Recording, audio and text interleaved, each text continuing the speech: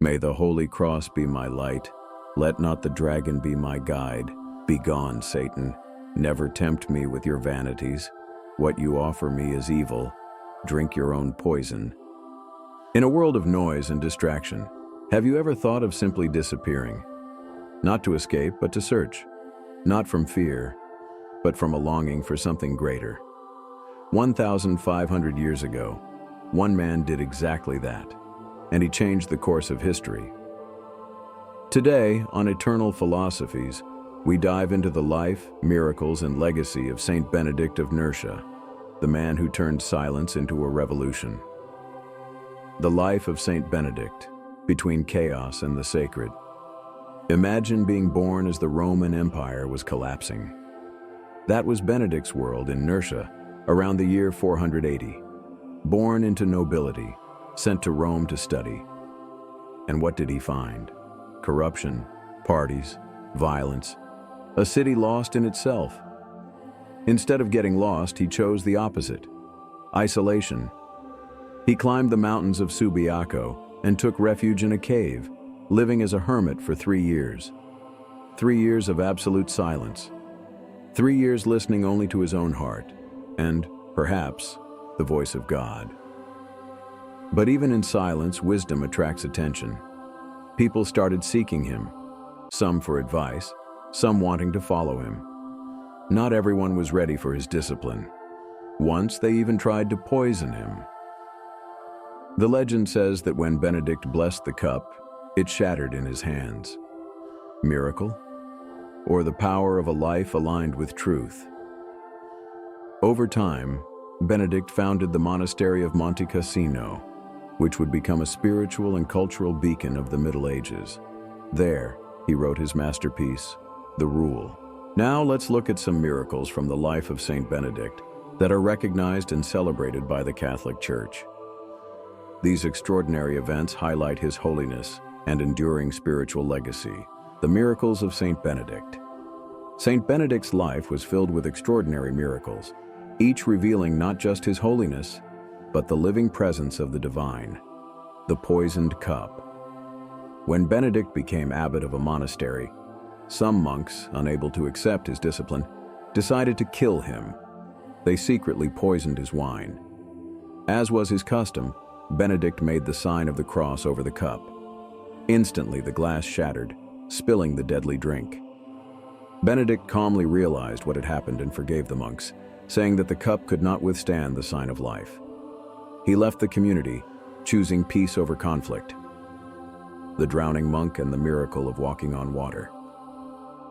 One day, a young monk named Placid fell into a lake and was swept away by the current. Benedict, far from the scene, suddenly knew what had happened. He ordered another monk, Maurice, to run to the rescue. Maurice, in his obedience, ran across the surface of the water as if it were dry land, pulled Placid out by the hair, and brought him safely to shore. Only afterward did Maurice realize he had walked on water. Both monks credited the miracle to Benedict's spiritual authority and prayer. Raising the dead. During a construction project at the monastery, a wall collapsed, crushing a young boy. The monks, devastated, brought the lifeless child to Benedict. He laid the boy on a table, sent everyone out, and prayed fervently. Miraculously, the child returned to life, his body completely healed. This act of compassion and faith became one of the most famous stories of Benedict's power as an intercessor. Moving an immovable stone. When monks were building new cells, they encountered a massive stone that none of them could move. They called Benedict, who prayed over the stone. Immediately, the stone became light enough for the monks to lift and move easily. This miracle showed the power of prayer and trust in divine help over brute force. Exorcising a possessed man. A man possessed by a demon was brought to Benedict after other holy sites, and clergy had failed to help him. Benedict prayed over the man, invoking Christ's name, and the demon left instantly. He advised the man to avoid certain temptations to keep himself free from evil.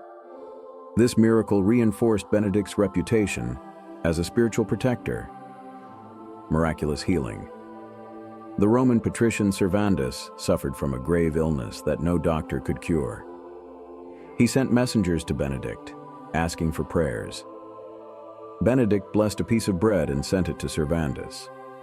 Upon eating the bread with faith, Servandus was instantly healed, a sign of the saint's compassion and the power of faith. Reattaching a severed foot. In another story, a monk accidentally severed his own foot while working. Benedict took the injured monk into the oratory, prayed intensely, and miraculously, the foot was reattached with no trace of injury. The monk returned to his work, completely restored. Each of these miracles is a testament to Benedict's deep connection with God, his humility, and his unwavering compassion for others. The Medal of Saint Benedict, Symbolism and Power. The miracles of Saint Benedict live on, not only in stories but in a powerful symbol, the Medal of Saint Benedict. The medal's front shows a cross with the letters CSSML and NDSMD, meaning, "May the Holy Cross be my light. Let not the devil be my guide." Around the cross are the letters CSPB, Cross of the Holy Father Benedict.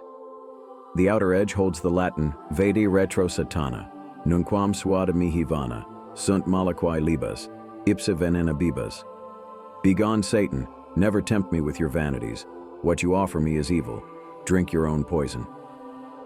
At the top, the motto, PAX, Peace. On the back, Saint Benedict holds a cross in his rule. At his right, a cup with a serpent recalls the poisoned drink that shattered at his blessing. At his left, a raven carries away poisoned bread meant to kill him. For centuries, Catholics have worn the medal for protection against evil, illness, storms, and spiritual danger. Its power is rooted in faith, echoing the miracles and courage of Benedict himself. The rule of Saint Benedict, the code of balance. Ora et labora, pray and work. 3 words, an entire way of life. But the rule of Saint Benedict is so much more. It is a manual for balance, prayer, manual labor, reading, rest. Everything has its time. It doesn't seek perfection, but daily transformation. Benedict understood human weakness. His rule is not harsh but compassionate. It recognizes that discipline is not punishment, but the path to inner freedom. For centuries, Benedictine monks copied books, fed the poor, cultivated land, and preserved ancient wisdom, all in silence. Without them, perhaps civilization would have faded away. Silence, humility, and inner awakening. The rule is not just for monks. It is a mirror for anyone searching for meaning. For Benedict, the monastery was a school of the Lord's service, where every gesture, every word, every silence is sacred. Discipline is not control, it is devotion. Silence is not absence, it is presence.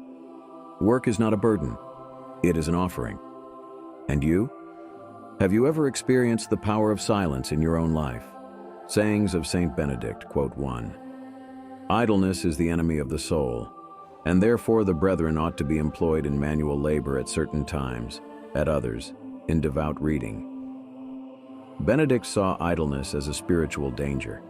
He believed that a balanced life of work and study keeps the soul healthy and focused on what matters. Quote 2. Whatever good work you begin to do, beg of God with most earnest prayer to perfect it. Every action, no matter how small, should begin with prayer. Benedict teaches humility. We need God's help to bring our efforts to completion. Quote 3. The sleepy like to make excuses. Benedict warns against spiritual laziness. Excuses are often the enemy of growth. True discipline means overcoming the temptation to delay or avoid what is right. Quote 4. He should first show them in deeds rather than words all that is good and holy. Actions speak louder than words. Benedict insists that true leadership and holiness are shown by example, not just by instruction. Quote 5. He should know that whoever undertakes the government of souls must prepare himself to account for them. Benedict reminds leaders, especially spiritual ones, that they bear a deep responsibility for those in their care. Accountability is at the heart of true service. In a world where silence is rare and purpose seems distant, the whisper of Saint Benedict still echoes, not to impose, but to invite, not to shout, but to awaken. Discipline, silence, miracles, transformation. The rule is not just a text, it is a doorway. What will your next step be? If you enjoyed this journey, don't forget to like, share, and subscribe to Eternal Philosophies. Your support helps us bring more timeless wisdom to you and others. Until next time,